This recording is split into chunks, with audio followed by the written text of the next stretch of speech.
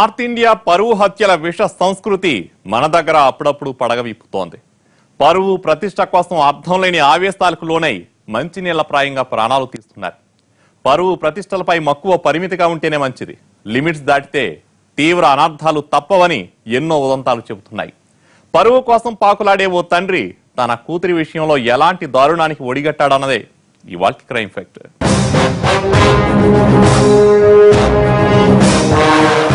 చాలా పరువు హత్యల వెనక ఉండేది ప్రేమ కథే.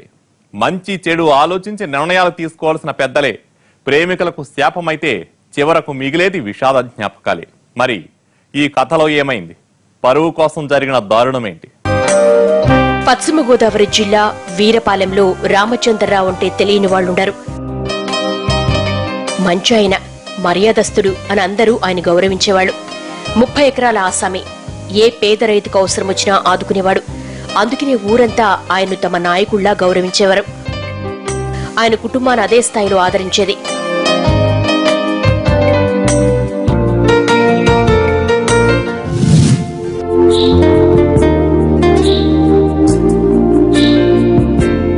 రామచంద్రరావుకు 2 కూతుళ్లు. మొదటి అమ్మాయికి పెళ్లైపోయింది. రెండో అమ్మాయి ప్రశాంత్ అంటే ఆయనకు పంచ ప్రాణాలు. ప్రశాంతి కంటే ఎక్కువగా ఇష్టపడేది ఇంకొకటి. అదే స్టేటస్. అది ఆయన 6వ ప్రాణం. తన చిన్న కూతురు పెళ్లి ఊళ్ళో ఇంతవరకు ఎవరూ జరపనంత ఘనంగా తన స్టేటస్ కు తగ్గ మంచి సంబంధం చూసి చెయ్యాలని కలలు కనేవాడు. పెళ్లి అత్యంత వైభవంగా జరిపిస్తారని గొప్పగా చెప్పేవాడు. చుట్టుపక్కల పదుళ్లలో 10 నాళ్లు చెప్పుకునేలా పెళ్లి చేస్తా అనేవాడు.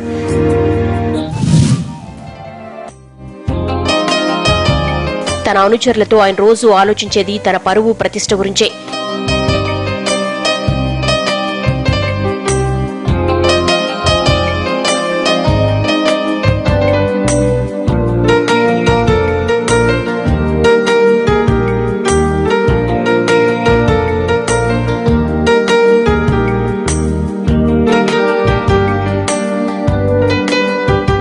ఏ విషయమైనా ఆ కోణం నుంచే చూస్తాడు. ఏం చేసినా తన పరువు మర్యాదలకు భంగం కలగకుండా చూసుకునేవాడు.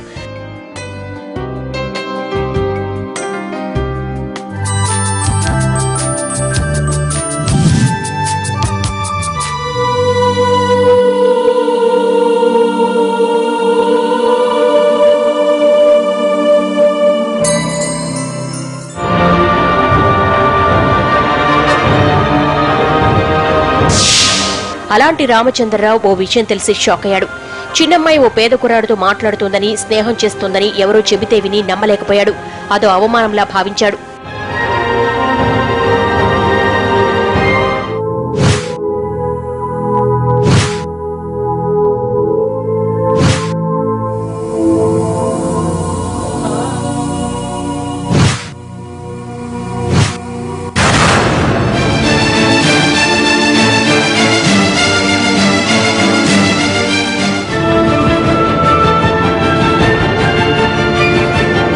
ఆడపిల్లని ఆడపిల్లలా ఉండు, మగాళ్లతో స్నేహమేంటి?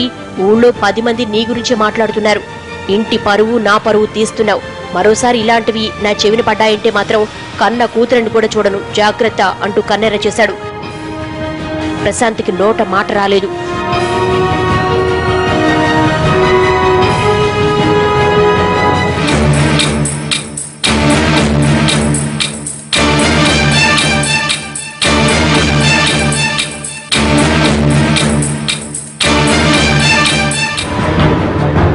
ఇంతకీ ఈ అమ్మాయితో స్నేహం చేసిన కుర్రాడెవరు? వీరపాలెం గ్రామానికి కొద్ది దూరంలో ఉండే తలికెలపూడి గ్రామానికి చెందిన సురేష్ ప్రశాంతి స్నేహితుడు. పేద కుటుంబం. 10వ తరగతిలోని చదువు మానేసి ట్రాక్టర్ డ్రైవర్ గా మారిపోయాడు.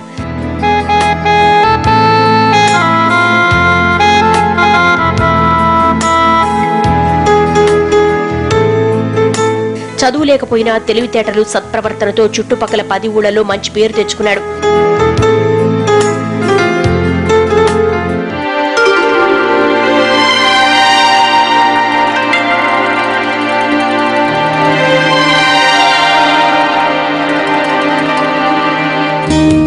ఈ మధ్య సొంత ట్రాక్టర్ కూడా కొనుక్కున్నాడు.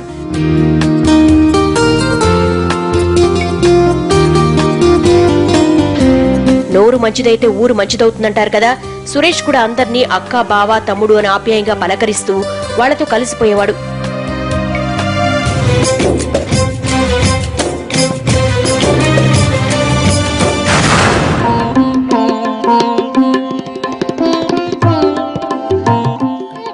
చుట్టుపక్కల ఊళ్ళలో కూడా అతనికి స్నేహితులుండేవాళ్లు.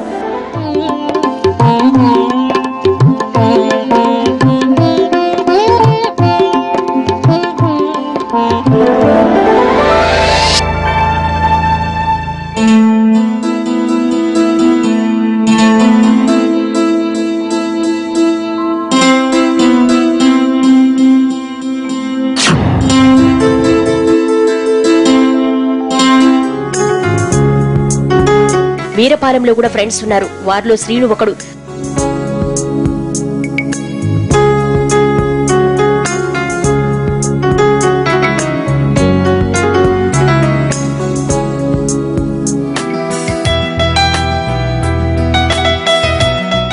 ఓసారి అతన్ని కలుద్దామని అతనింటికి వెళుతున్న సురేష్ కు వాకిట్లో ప్రశాంతి కనిపించింది.